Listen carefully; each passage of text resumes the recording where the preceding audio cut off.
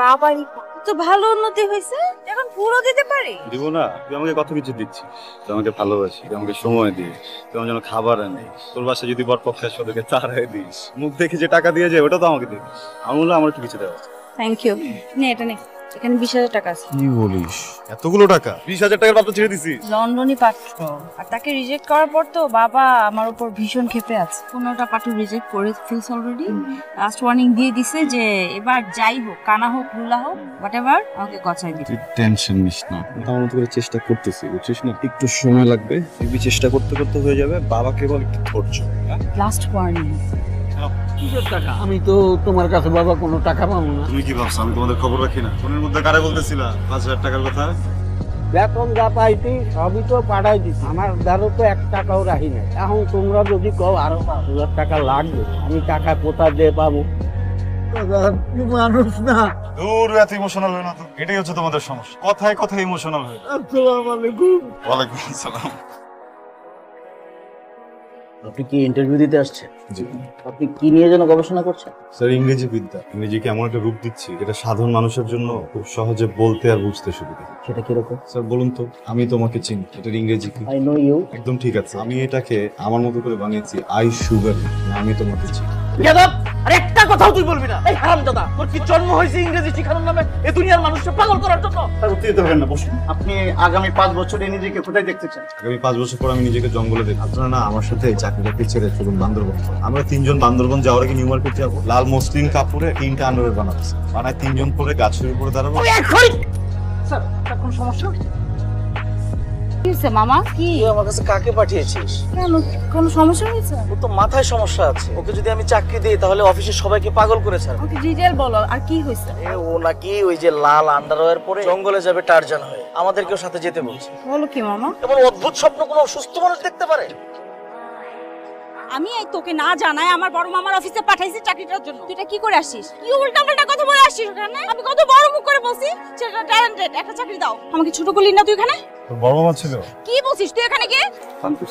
সব কিছু তোর কাছে ফান মনে হয়? আমি নাই, আর আজকের পর থেকে তুই আমার সাথে আর কোনো যোগাযোগ করবি না। ছাড়, আমি আসলেই তোর সাথে নাই। তুই ফোন ধরতেছিস না কেন? আমি তোকে বারবার নিষেধ কেন করছিস? আরে বাবা, আমি তো এখানে দাঁড়ায় দেখতে পারতেছি যে তুই কাঁদতেছিস। এই বুড়ো, কাঁদতেছো কেন? আরে আমি বুঝি না, বুঝছো? এত চোখের পানি যে তোমরা কোথায় পাও, এত কান্না করতে গেছে। তোমরা দেখো আমি ভালো আছি, বুঝছো? আমার কোনো কষ্ট নাই, কোনো দুঃখ নাই। যখন খারাপ লাগে হাসি, যখন ভালো লাগে তখন হাসি, বুঝছো না? মাগো চল, ওকে নিয়ে একটু বাইরে। এত রাতে কই যাবো? রাত তো কি হয়েছে, বাপ মেয়ে একসাথে ঘুরবো, চল না। ও ড্রাইভার গাড়ি চালা, তোকে বাস্তবতা দেখাতে এখানে বাইরে থাকা। যে টাকা যেন মাংস দিল না, বুঝলাম না। ডিম দিয়ে খান, ডিমটা মনে কর যেটা মুড়ি খাইতেছেন আস্তা, ঠিক আছে? বিভিন্ন ভাবে টাকা নিয়ে সেই টাকা আমি তোর কাছে দেই, তোর হাতে দেই, যেন তুই একটা চাকরি করিস, তুই চলতে পারিস, আমাদের ভবিষ্যতের কথা চিন্তা করি।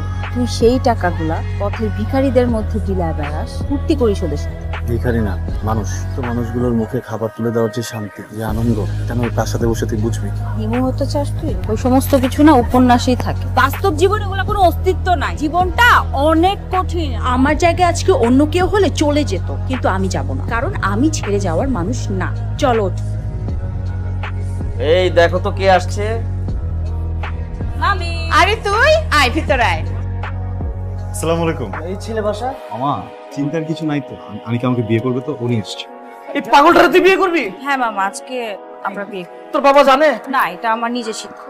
তুই তোর সিদ্ধান্ত নে, তবে আমি এই ছেলের আমার অফিসে চাকরি দিতে পারবো না। মামা কোনো দরকার নাই।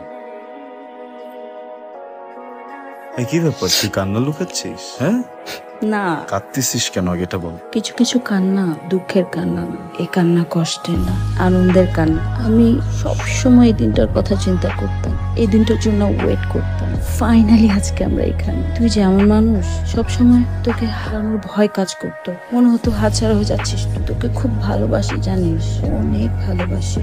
পাঞ্জাবিটা পরিস নাই কেন? রেডি হস নি কেন? আমি ঘুমাইস। যা তাড়াতাড়ি রেডি হ, মামা কাজে আনতে গেছে।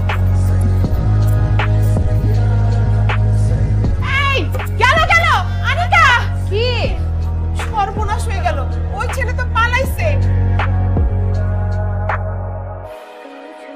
আর যে দারোয়ান চাচা একমাত্র মেয়ের বিয়েতে থাকতে পারবে না বলে অঝরে কাঁদছিল, আমি তার জায়গায় ডিউটি করে তাকে তার মেয়ের বিয়ে দেব। নিশ্চয়ই চাচা এখন তার মেয়েকে জড়িয়ে ধরে বসেছে।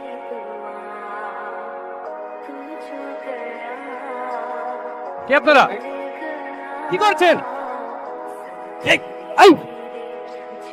হ্যালো ইয়াং ম্যান, এখন কেমন বোধ হচ্ছে? এখনকার দিনে কি হয় জানেন, মানুষের চোখের সামনে খুন হয়ে যাচ্ছে, মানুষ রাস্তায় বিপদে পড়ে কাতরাচ্ছে। সবাই কি নিয়ে ব্যস্ত জানেন? মোবাইলে ভিডিও করেন। আর আপনি সময় মতো এসে আমাকে সেভ না করলে হয়তোবা সিরিয়াস কিছু ঘটে যেত, হয়তোবা এই সুন্দর পৃথিবীর আলোয় দেখতে পেতেন। যাক, বাদ দেন এসব কথা, আপনি রেস্ট নেন ভালোভাবে। আর একদিন জমি আড্ডা হবে, ঠিক আছে? সাবধানে যাবেন। মাগো আসবো? আসো বাবা। এই যে দেখ, তোর বিয়ের কার্ডের ডেমো নিয়ে আসলাম, দেখ তোর পছন্দ হয়েছে। তোমার কোনটা বেশি ভালো লাগে? আমার তো এই দুইটার মধ্যে এই যে এই অরেঞ্জ কালারটাই বেশি পছন্দ। আমার ওইটাই পছন্দ। ভেরি গুড, তাহলে এটাই ফাইনাল। হ্যাঁ, আমি প্রেসে দিয়ে দিই সপ্তাহে। কিছু একটা তো তোমাকে নিতেই হবে। কি চাও তুমি বলো? বন্ধু হিসাবেই আমি তোমাকে গিফট করতে চাই। ৬৭,৫০০ টাকা দিতে পারবেন? আর তুমি কিন্তু আরো বড় কিছু আমার কাছে চাইতে পারো। আমি আসলে আপনার কাছে কিছুই চাইতাম না। খুব দরকার টাকাটা এখন। আমি ধার হিসেবে নিচে দিয়ে দেব। ওকে,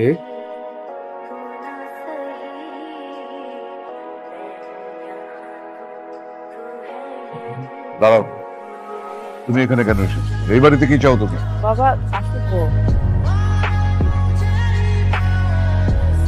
সেদিন ইচ্ছা করে আমি তোর কাছ থেকে পালাই গেলাম, আর আজকে খুব ইচ্ছা করতেছে তোকে একবার জড়াই ধরি। ব্যক্তিগত সম্পত্তি ভেবেছিলাম, হয়তো এখান থেকে চলে গেলে বেটা। চলে যা।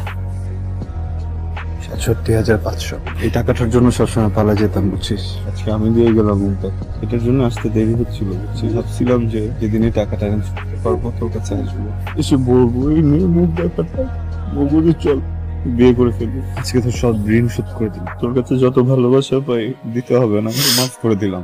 ভালোবাসাগুলো তোর হাজবেন্ডকে দিস, ভালো থাকিস। হেই ব্রাদার, তুমি এখানে?